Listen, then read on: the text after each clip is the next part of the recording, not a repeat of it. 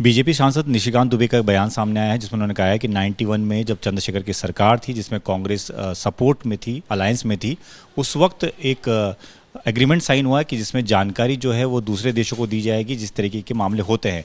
ऐसे में विदेश मंत्री को लेकर जो कांग्रेस सवाल उठा रही है वो किस आधार पर उठा रही है। हमारे साथ कांग्रेस सांसद तारिक अनवर इस वक्त बातचीत के लिए मौजूद हैं। सर, जो ये कहा जा रहा है कि एग्रीमेंट उस दौरान का है जिस दौरान आप सरकार में थे, भले अलायंस में थे, उसके बाद जब आपकी सरकार आई तब आपकी सरकार ने उसको इम्प्लीमेंट किया, फिर आप क्यों सवाल उठा रहे हैं? अच्छा, मान लीजिए कि हमने इम्प्लीमेंट किया, फिर 16 साल भारतीय जनता पार्टी की सरकार रही, उसके बाद 6 साल अटल बिहारी वाजपेयी, 11 साल मोदी जी। अगर उस संधि में गड़बड़ी है या गड़बड़ी था, क्यों नहीं चेंज किया इन्होंने?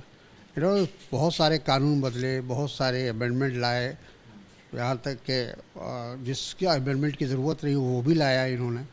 लेकिन ये मामला अगर उनकी संज्ञान में आया तो क्यों नहीं किया, ये सवाल तो उठेगा। निशिकांत दुबे ने तो देशद्रोही पार्टी कह दिया है इस मामले को उठाते हुए। हाँ, तो निशिकांत जी तो ऐसा है ना कि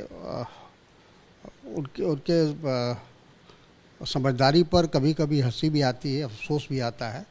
ये जो है भारतीय जनता पार्टी के जिसको कहते हैं कि एक प्रकार से लायबिलिटी है, कि आगे चल के क्या नुकसान पहुंचाएंगे इसका अंदाज़ा भारतीय जनता पार्टी के नेतृत्व को नहीं है।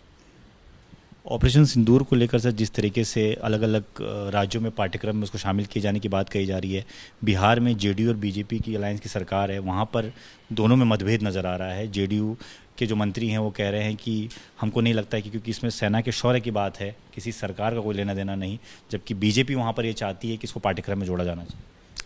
देखिए, दोनों पार्टी अलग अलग पार्टियाँ हैं और दोनों के अपने अपने विचारधारा हैं, और किसी पर कोई बंदिश तो है नहीं।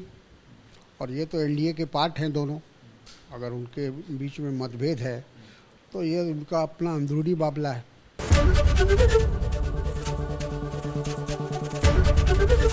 एबीपी गंगा, खबर आपकी, जुबान आपकी।